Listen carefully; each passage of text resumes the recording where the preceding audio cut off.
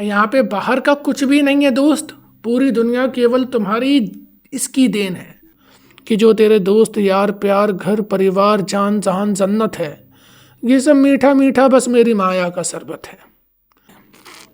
अब कैसे बोलते हैं कि ये मैं नहीं हूँ, अब तो मैं ही मैं हूँ। मेरा उद्देश्य नहीं कि मैं तुम्हें ये बता दूं कि तुम्हारे दुख का कोई कारण नहीं, बल्कि मेरा ये भी उद्देश्य है कि तुम ये भी जान जाओ कि तुम्हारे सुख का भी कोई कारण नहीं। मृत्यु में सब होता है, मुक्ति में शिव होता है। ये जो तुम सबसे रोना धोना करते हो, अपनी हर दिक्कतें दूसरों को बताते फिरते हो, दूसरों से रोते हो इस उम्मीद में कि कुछ थोड़ी बहुत ही सही सहानुभूति तो मिल ही जाएगी, कि थोड़ा बहुत तो दिलासा देगा सामने वाला, कुछ तो हमारी कंडीशन समझेगा। आजकल मैं देख रहा हूँ एक ट्रेंड सा चला है कि अपने आप को दीनहीन दिखाना, कि नहीं हम तो मर रहे हैं, हम तो रो रहे हैं, हमारी कंडीशन खराब है। ये एक ट्रेंड सा चल गया कि पहले था कि लोग अपने आप को खुश दिखाते थे, आज का है वो अपने आप को दुखी दिखाते हैं कि नहीं हम तो मर रहे हैं, वो चीज़ ना मिली, वो इंसान ना मिला, हम तो ख़त्म है। और ये एक तरीके से लोगों ने अपने दिमाग में एक कंफर्ट जोन बना के रखा है। तुम्हें क्या लग रहा है कि नशे का कंजप्शन, कि कोई इंसान छोड़ गया इमोशनली तौर पे, जब इंसान बर्बाद तो वो नशा करने लगेगा, और कुछ करने को नहीं मिला वही नशा करेगा। ये हर चीज़ तुम्हारे दिमाग में प्लांट करी जा रही है। पिक्चरों के जरिए हो सकता है या किसी और के जरिए हो सकता है। चलो खैर, बात करते हैं कि इतना दुख काहे को जीवन में, जो तुम रोते फिरते हो नहीं नहीं हम तो बेचारे हैं जी, हम तो दीनहीन हैं, हम तो मर रहे हैं, जरा थोड़ी सी इतनी सी सहानुभूति अपनी हमें दे दो तो शायद हमारा काम बन जाएगा।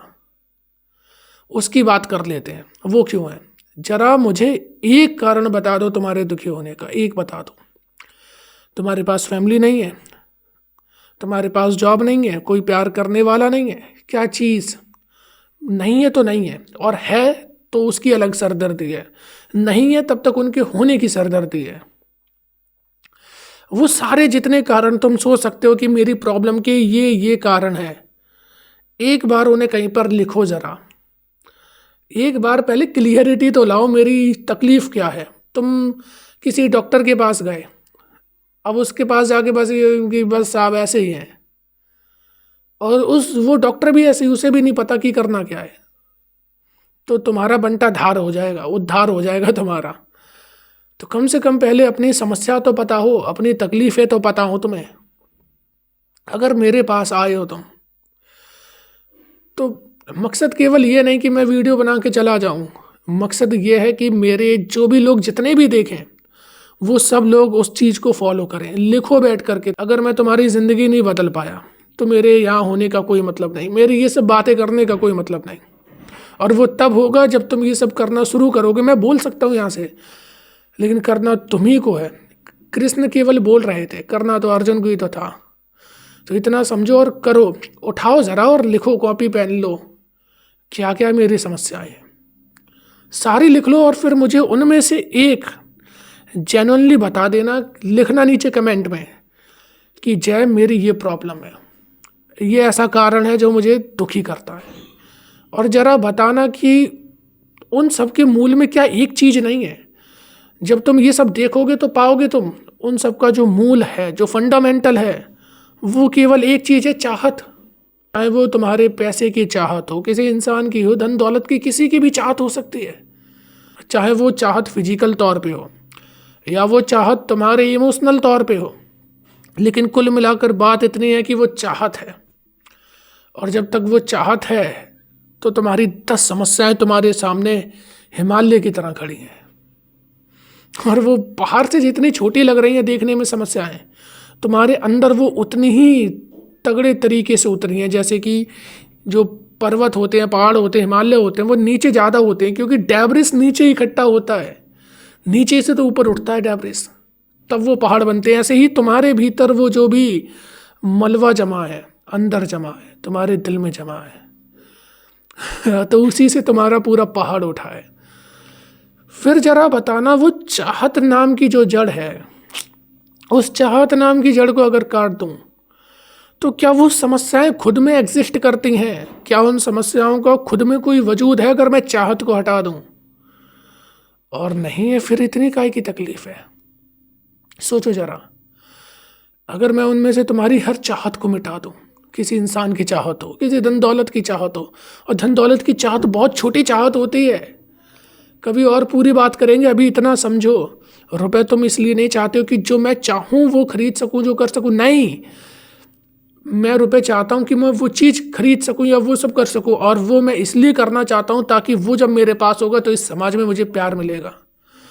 अब प्यार को तुम अलग अलग फॉर्म में लेते हैं लोग, इज्जत के फॉर्म में भी लेते हैं, या सम्मान इज्जत हो गया, या फिर तुम किसी का जो ईगो सेटिस्फाई हो रहा है उसके फॉर्म में ले रहे हैं प्यार। अलग अलग तरीके से केवल जो लव की नीड, जो अंदर की खोखली कमी है, हम जानते हैं कि हम खोखले अंदर से, उसे पूरा कर रहे हैं। वो पूरा कैसे होगा? जब बाहर से हमें चीज़ें मिलेंगी। वो पूरा कैसे होगा? जब बाहर की सामान की बदौलत दूसरों की अटेंशन हमें मिलेगी, दूसरों का प्यार मिलेगा। At the end every one want love, उससे ज़्यादा कुछ नहीं। चलो अपने अभी टॉपिक पर वापस आते हैं। उस चाहत को जरा एक बार मिटा दो, ख़त्म कर दो। ना कोई इंसान की चाहत है, ना कोई पैसे की चाहत है। फिर मुझे बता दो, जितनी भी तुमने समस्याएं लिखी थी उनका खुद में कोई फंडामेंटल अस्तित्व है? खुद में उनका कोई भी मूल अस्तित्व है तो बताना मुझे। लिखना कि जय, मैंने अपनी चाहत हटा दी, जो भी था मैंने मिटा दिया जय, लेकिन फिर भी नीचे ये बच गई हैं। फिर भी ये ऐसी बची हैं जो कि मुझे लगता है कि ये मुझे चाहिए, ये मुझे करना है, या इसके बिना मैं अधूरा हूँ, इसके बिना कमी है। नहीं है कमी, तुम पाओगे क्योंकि कुछ है ही नहीं यहाँ पर। मैं भी एक कविता लिख रहा हूँ कृष्ण। जो लोग मुझे जानते हैं, मुझे फॉलो करते हैं, उन्हें पता है कि मैं लिखता हूँ, बहुत अच्छा लिखता हूँ, फ्लैक्स नहीं कर रहा हूँ, बता रहा हूँ, वो जानते हैं।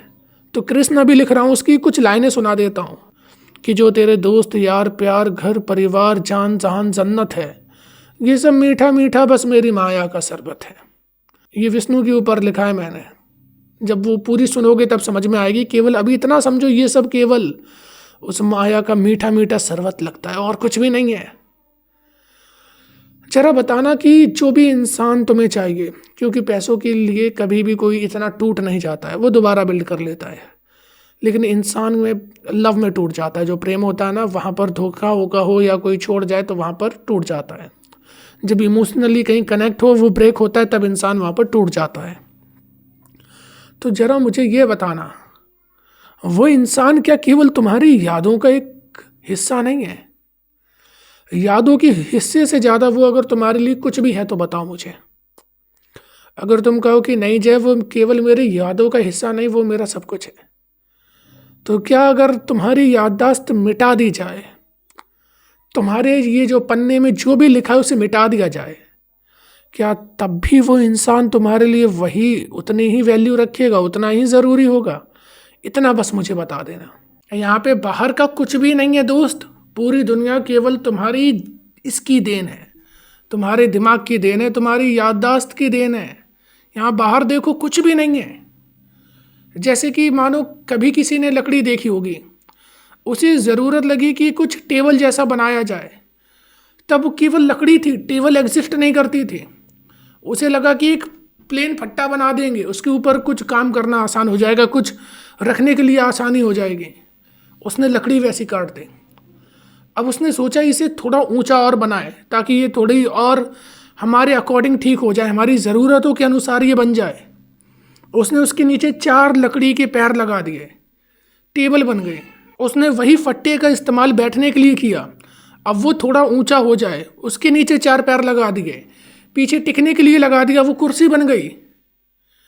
कहाँ से ये सब पैदा हुआ? बड़ी फिलॉसफी में बहुत डिबेट होती है कि मटेरियल से चीज़ें बनी या फिर ये जितनी चीज़ें हैं ये कॉन्शियसनेस से बने। तो मटेरियल की चीज़ें तो थी, एग्जिस्ट कर रही थी, लेकिन वो जो चीज़ें आप देख रहे हो अपने आसपास या जो भी चीज़ें हैं वो सब केवल आपकी कॉन्शियसनेस की देन है, उसके अलावा कुछ भी नहीं। ज़रा देखो कि तुम्हारा संसार, तुम्हारी दुनिया केवल तुम्हारे दिमाग की उपज है, तुम्हारी याददाश्त का हिस्सा है। अगर तुम्हारी याददाश्त मिटा दी जाए, अगर तुम्हारी याददाश्त बिल्कुल ना बचे, फिर मुझे ज़रा बता दो। अगर तुम्हारी याददाश्त ख़त्म कर दी जाए, फिर ज़रा मुझे बता देना कि कितना तुम्हारा संसार बचा। या एक बच्चे की दुनिया कितनी होती है? कुछ नहीं होता दुनिया में उसकी। केवल क्या, धीरे धीरे जब देखते अच्छा ये मम्मी, ये पापा, ये भाई, ये बहन, ये और रिश्तेदार, रिश्ते नाते, तो वो देखना शुरू कर देता है, वैसा फिर वो बनता जाता है, जैसी भाषा सुनता है वैसा बोलना शुरू कर देता है। कहाँ से आई? और वही बच्चा अगर छोटे में कहीं और दे दो तो उसकी दुनिया कुछ और बन जाएगी। ये बात तो सब लोग जानते हैं, इतनी बात तो सब समझते हैं कि नहीं? फिर क्यों इतनी तुम लोड लेने में लगे हो? जो भी तुम देख रहे हो ये कुछ भी सच नहीं है। ये तुम्हारी कंडीशन ऐसी थी कि तुम यहाँ पे हो तो तुम्हें ये चीज़ें दिखी, तो इसके आज तुम दीवाने हो। कल बेटा तुम्हें कुछ और दिखा होता, तुम किसी और के दीवाने होते। ये केवल तुम्हारी कंडीशनिंग ऐसी हुई कि इस कंडीशन में तुम हो, तुम्हें ये चीज़ दिखी, इससे तुम्हें मोहब्बत हुई, इससे तुम्हें प्यार हुआ। कल को बेटा तुम्हें कुछ और दिखा होता, तुम्हें उससे मोहब्बत होती। बात बड़ी सिंपल है कि यहाँ पे कुछ भी तुम ऐसा मत मान लेना कि बहुत अखंड सत्य है। नहीं, अभी के लिए, इस पल के लिए जो मैं अभी दृष्टा हूँ, जिस पल का मैं साक्षी हूँ, उस पल के लिए ये सत्य है। बाकी क्या है? छूट जाएगा तो ये मिथ्य है, आगे आने वाला मिथ्य है। जिंदगी एक धुंधले रास्ते की तरह होती है, उस पर केवल जब तुम आगे चलोगे तभी आगे का दिखाई देता है। लेकिन अगर एक ही जगह पे खड़े होकर ये तुम सोचते रहोगे कि आगे क्या ही होगा और रोते रहोगे, तो कभी कुछ नहीं हो पाएगा। और जहाँ पे आज तुम खड़े हो वहाँ पे और सिरदर्दी पालोगे। तो बेहतर इतना है कि धीरे धीरे आगे बढ़ना शुरू करो। ये ज़िंदगी है, धीरे आगे चलोगे तो जितना भी धुंध है, ओस है, कोहरा है, वो छटेगा तो आगे का और रास्ता दिखेगा। फिर और आगे चलोगे तो थोड़े आगे का रास्ता और दिखेगा। लेकिन ये चीज़ इतनी ज़्यादा पावरफुल होती है कि जब तुम यहाँ जी रहे होते हो तुम्हें ये सब चीज़ सच लग रही होती है, तुम्हें लग रहा होता कि यही दुनिया है। लेकिन जैसी तुम्हारी बुद्धि हो जाएगी, जैसी तुम्हारी याददाश्त हो जाएगी, तुम्हारी वो दुनिया बन जाएगी। तो ज़रा अब मुझे बताओ, तुम्हारे दुख का, तुम्हारी तकलीफ़ का कोई भी कारण बचा है या कोई भी कारण है तो ज़रा लिखो और फिर उन्हें रख के देखो कि अगर मैं सब कुछ भूल जाऊं, अगर सब कुछ याददाश्त मिटा दी जाए, तब मैं क्या बचा। कुल मिलाकर बात इतनी है कि तुम्हें खुद को समझना है, तुम्हें किसी को नहीं समझना। तुम जब खुद को समझना शुरू कर दोगे तब तुम्हें पता चल जाएगा कि यहाँ और कुछ समझने के लिए है ही कहाँ। क्योंकि जब तक हम खुद को नहीं जानते, मानो जब तक मैं भ्रम में हूँ, मैं खुद ही एक भ्रम हूँ कि मैं हूँ, तो मेरे आसपास की दुनिया भी भ्रम में है। मैं जब तक ये मानता हूँ मैं जय हूँ, तो मेरे सारे रिश्ते नाते सब जिंदा हैं, मेरी सारी चीज़ें जिंदा हैं, जितनी भी मेरी मटेरियलिस्टिक डिज़ायर गोल सब जिंदा हैं। लेकिन जब मैं ये जान जाऊँगा कि मैं जय नहीं, मैं जय हो ही नहीं सकता, तब ये चीज़ें ख़त्म अपने आप हो जाएंगी। इन्हें ख़त्म करने की ज़रूरत थोड़ी है। और फिर जितनी भी हायर वैल्यूज़ की बात करी जाती है कि तुम्हारे अंदर करुणा होनी चाहिए, दया होनी चाहिए, क्षमा होना चाहिए, वो सारी चीज़ अपने आप आ जाती हैं जब तुम जान जाते हो। तो जब कोई गलती करता है, तुम्हें तकलीफ़ पहुंचाता है, तो बाकी लोग तो चलो इस अहंकार में आकर के माफ़ कर देंगे, जा माफ़ कर दिया। लेकिन तुम हंसोगे, ठीक है कोई बात नहीं, कौन सा तुम खुद को जानते हो? जो कर रहे हो अज्ञान में ही तो कर रहे हो, कौन सा खुद को जान गए तुम? ये बात तुम्हारे समझ में आ जाएगी तो अपने आप सबको जा भाड़ में जाऊँ, माफ़ करा, ये चीज़ अपने आप आ जाएंगी। मेरे और केवल मेरा इतना उद्देश्य नहीं कि मैं तुम्हें ये बता दूं कि तुम्हारे दुख का कोई कारण नहीं, बल्कि मेरा ये भी उद्देश्य है कि तुम ये भी जान जाओ कि तुम्हारे सुख का भी कोई कारण नहीं, तुम्हारे सुख का भी कोई कारण नहीं, वो भी ऐसे निरर्थक है, व्यर्थ है। इसीलिए जो लोग जान भी जाते हैं, इतना जान जाते हैं कि मैं तो ये हूँ नहीं, उन्हें ये मानना बहुत मुश्किल हो जाता है। दुख को तो चलो छोड़ देंगे, जब दुख की बारी आई बोल देंगे मैं तो ये हुई नहीं, लेकिन जब सुख की आई, अब बेटा कैसे बोलें, अब कैसे बोल दें कि ये मैं नहीं हूँ, अब तो मैं ही मैं हूँ, ये बात हो जाती है। देखो यहाँ पे शून्य होकर और पूर्ण होकर जिया जा सकता है, और जितने बीच में फंसे हैं वो सब फंसे हैं, बर्बाद है। तुम या तो शून्य होकर जी सकते हो या पूर्ण होकर जी सकते हो, और लेकिन दोनों बात एक है, इनमें जरा सा भी अंतर नहीं है, शब्दों का अंतर है बस। तो इतना याद रखना कि जब तुम नहीं हो तो दुखों का कारण काय का है। मैं तो हूँ तब तो दुख हूँ, है ही नहीं कोई, जब कोई है ही नहीं तो दुख काय के सुख काय के, भाड़ में जा। अगर होता तो ये मुझ पे आते चीज़ें, दुख है सुख है, ना मेरा कोई ना मैं किसी का, और ये मैं किसी का होता तब या कोई मेरा तब होता जब मैं होता, मैं ही नहीं हूँ। सिंपल सी बात है। अब ये लगेगा कि बड़ा ही फिलोसफिकल कोई चीज़ मार दी है, नहीं, बिल्कुल भी दार्शनिक नहीं, बहुत नॉर्मल बात है।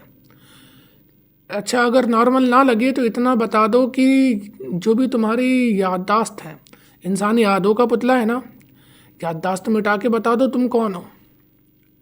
क्या जो तुम्हारा नाम है यही नाम है तुम्हारा? याददाश्त मिट जाने दो, पता पड़ जाएगी। जो शरीर है क्या यही तुम हो? बहुत नॉर्मल सी बात है। जब इतना तुम ये सोच लोगे, ये नाम मुझे किसी और ने दे दिया, अब जितनी मेरी अचीवमेंट है ये समाज ये लगा दिया ठप्पा, इसका कोई मूल्य नहीं। जब इस लेवल पे आके, एक छोटे से लेवल पे आना है, अभी तुम एक पहाड़ बनाए और आई का, एक छोटे से लेवल पे आ जाना है, फिर उन सब दिक्कतों को देखना है। अच्छा, जब मैं ही नहीं एग्जिस्ट करता, ये कहाँ से घंटा करेगी? कितनी आसान बात है, लेकिन ये उतनी ही मुश्किल है, क्योंकि अब बचपन से हमारी कंडीशनिंग ऐसी हुई है कि हमें वो मानना ही पड़ेगा। मानेंगे क्या? हम वही मानते रहे, अब वही और आगे मानेंगे। लेकिन अगर हमारे पास जरा सा भी ये चांस है कि हम सत्य को जान सकते हैं, सत्य कुछ और नहीं, बाहर की दुनिया नहीं कुछ, कि तुम ब्रह्म को जानो, ब्रह्म मैं हूँ, शंकराचार्य ने कहा है। बुद्ध ने कहा सत्य तुम हो, जैन ने कहा सत्य तुम हो, सबने यही कहा। तो फिर काहे को हम बाहर जाएं? मैं ही सत्य हूँ तो मैं ही मज़े करूँगा, मैं ही अपने जो भी है मेरे लिए सत्य है, बस बात ख़त्म। मैं तुमसे कोई बड़ी बात नहीं कहता, मैं केवल इतना कह रहा हूँ कि अपनी ज़िंदगी का केवल इतना तय कर लो कि कुछ भी हो, कि कैसी भी ज़िंदगी जीऊँ, कुछ भी करूँ, लेकिन मरूंगा तो अपने आप को जान के मरूंगा, उससे पहले नहीं मरूंगा। मरूंगा भी तब जब खुद को जान जाऊंगा मैं कौन, असलियत में जब ये जान जाऊंगा तभी मरूंगा। और जब ये जान जाओगे तो वो मृत्यु थोड़ी होती है, वो मुक्ति होती है पार्थ, वो मुक्ति होती है। और मुक्ति के पश्चात शव नहीं बचता, मुक्ति के पश्चात शिव बचता है। मृत्यु में शव होता है, मुक्ति में शिव होता है। बहुत छोटी छोटी बातें हैं, इतना ही केवल सीख लो। मैं सत्य हूँ, अहम ब्रह्मास्मि, बस।